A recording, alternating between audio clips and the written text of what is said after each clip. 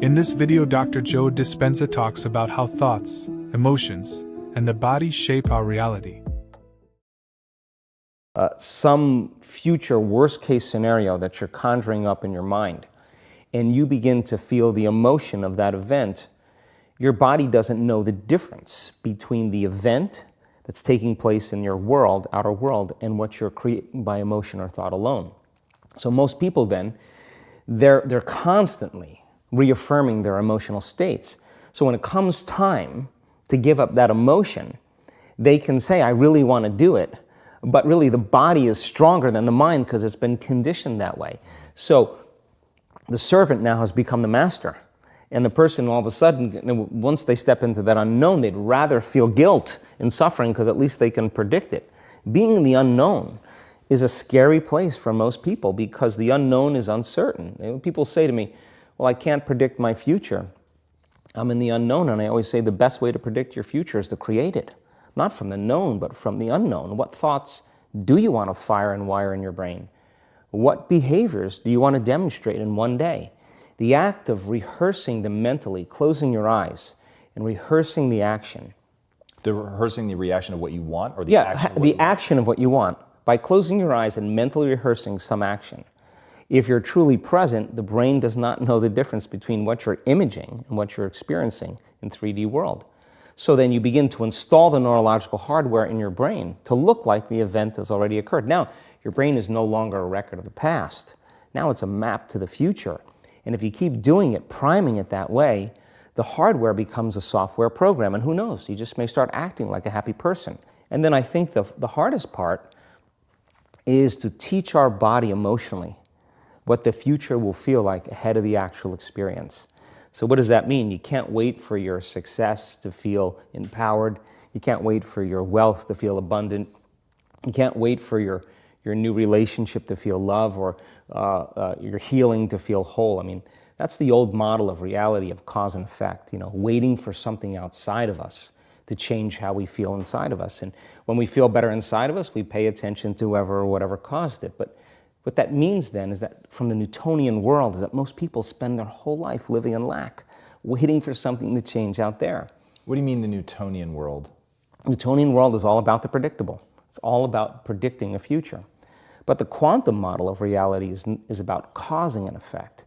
The moment you start feeling abundant and worthy, you are generating wealth. The moment you're empowered and feel it, you're beginning to step towards your success. The moment you start feeling whole, your healing begins. And when you love yourself and you love all of life, you'll create an equal. And now you're causing an effect.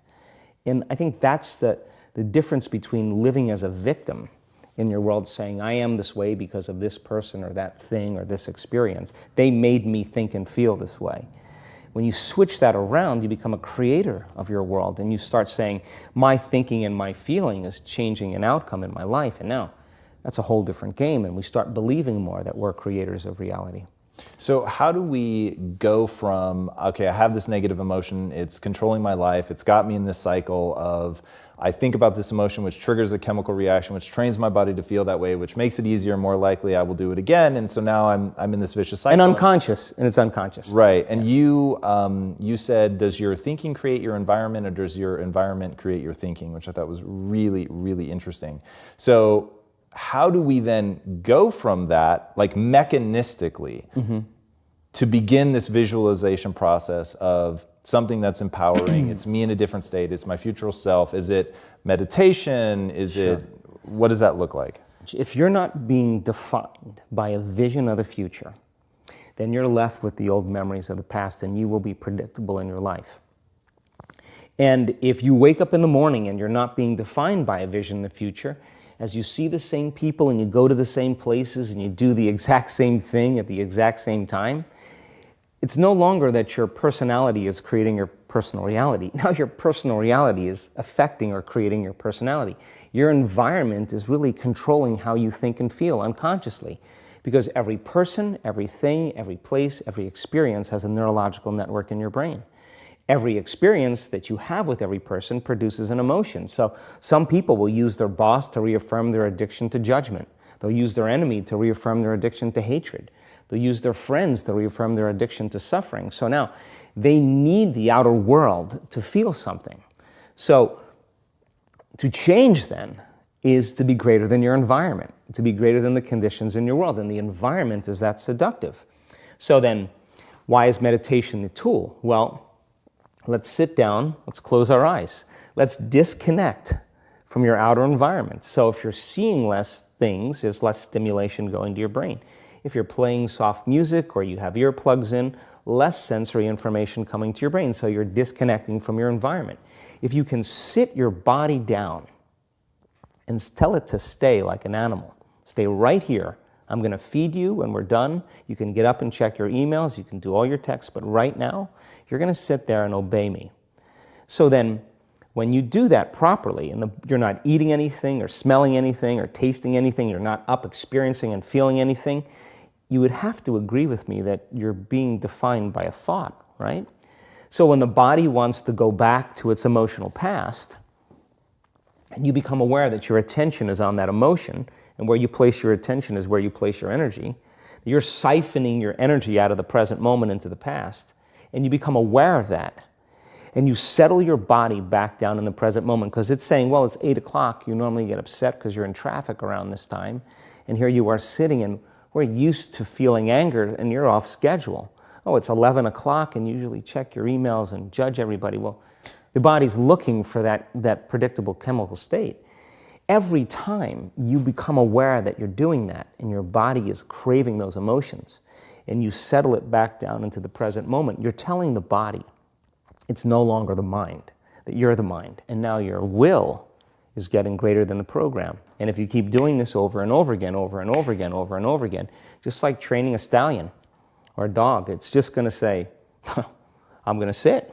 And the moment that happens, when the body's no longer the mind, when it finally surrenders, there's a liberation of energy. We go from particle to wave, from matter to energy, and we free ourselves from the chains of those emotions that keep us in the familiar past. And we've seen this thousands of times. In fact, we can actually predict it now on a brain scan. Yeah, I found that so interesting. Let's go a little bit harder on metacognition, the notion that you don't have to believe everything you think. I love the way that you talk about that.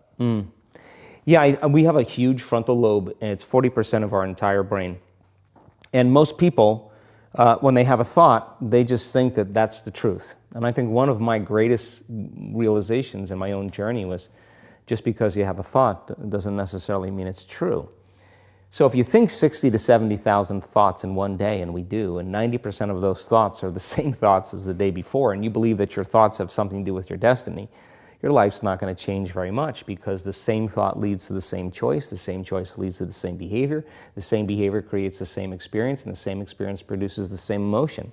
And so then the act of becoming conscious of this process to begin to become more aware of how you think, how you act, and how you feel, it's called metacognition. And so then why is that important? Because the more conscious you become of those unconscious states of mind and body, the less likely you're going to go unconscious during the day. And that thought is not going to slip by your awareness unchecked, because it means to know thyself. The word meditation means to become familiar with. So as you become familiar with the thoughts, the behaviors, and the emotions of the old self, you're retiring that old self. As you fire and wire new thoughts and condition the body into a new emotional state, if you do that enough times, it'll begin to become familiar to you. So it's so important, just like a garden. If you're planting a garden, you got to get rid of the weeds.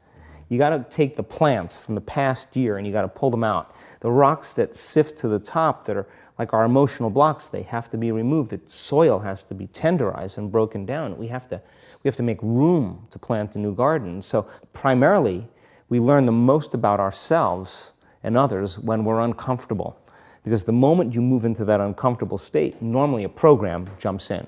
When that program jumps in, it's because the person doesn't want to be in the present moment and engage it consciously. So when you teach people how to do that with a meditative process, it turns out that when they're in their life, they're less likely to emotionally react. They're less likely to be so rigid and believe the thoughts they were thinking. They're more aware of when they go unconscious back into a habit, and that is what starts the process of change. And so we have to unlearn before we relearn. We have to break the habit of the old self before we reinvent a new self. We have to prune synaptic connections and sprout new connections. We have to unfire and unwire and refire and rewire. We have to unmemorize emotions that are stored in the body, and then recondition the body to a new mind and to a new emotion, like deprogram and reprogram. That's the act, and it's a two-step process.